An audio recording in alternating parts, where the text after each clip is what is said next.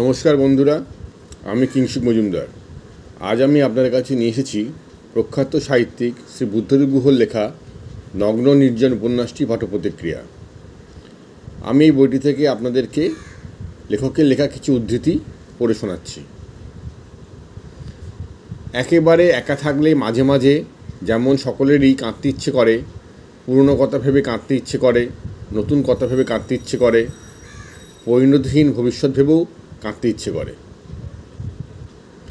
জীবনকে পরিমিতভাবে প্রতিদিন উপভোগ করার নামই ভালো লাগা। কোনো ভালোবাসারই ভবিষ্যৎ নেই, ভালোবাসা কেবল বর্তমানের, যা কেবল অতীতেই পৌঁছে যায় একদিন।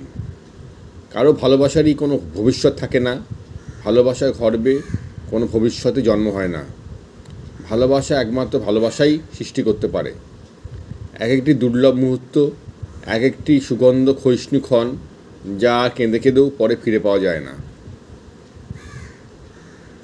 সত্যি তেমন করে কাউকে ভালোবাসলে শত চেষ্টা করেও তাকে আর ভোলা যায় না। যাকে ভালোবাসা যায় সে দূরে যেতে পারে, মরে যেতে পারে, কিন্তু ভালোবাসা কেউ ভোলে না। তা সবসময় বুকের মধ্যে ঘুঘুর গানের মতো ঘুমিয়ে থাকে। কখনো কোনো দিন এমন একলা উদাস নিরুপদ্রব সকালে তাকে ডাকলেই সে পাশে আসে, যে নেই সে কাছে আসে। যে একবার কাউকে নিরুপায় হয়ে ভালোবেসেছে কিংবা কারো সত্যি নিখাদ ভালোবাসা পেয়েছে, সে বরাবরের মতো জীবনের মতো সসঙ্গী হয়ে থাকে।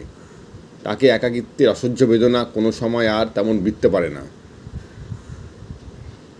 মরতে ইচ্ছে হয়, এটা কোনো বাহাদুরির কিছু নয়, কিন্তু যখনই ভাবি যে বেঁচে থাকলে মানুষের মতো, সত্যিকারে মানুষের মতো বাঁচা উচিত, মানুষের মতো কিছু করা উচিত, নইলে বেঁচে যে থাকতেই হবে, রোজগার করতেই হবে, পেট ভরাতেই হবে, দুপুরে অফিস যেতেই হবে, রাতে খাবার পর মশারি ফেলে ঘুমিয়ে পড়তেই হবে, এই সব নিয়মগুলো যে মানতেই হবে দিনের পর দিন, প্রতিদিন, বছরের পর বছর, যুগের পর যুগ, এটা ভাবলেই আমার দম বন্ধ হয়ে আসে।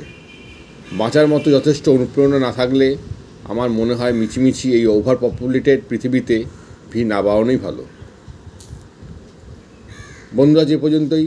আমি আগামীকাল আসবো আবার অন্য কোনো একটি বই পাঠ্যপ্রতিক্রিয়া নিয়ে। ভালো থাকবেন সবাই। নমস্কার।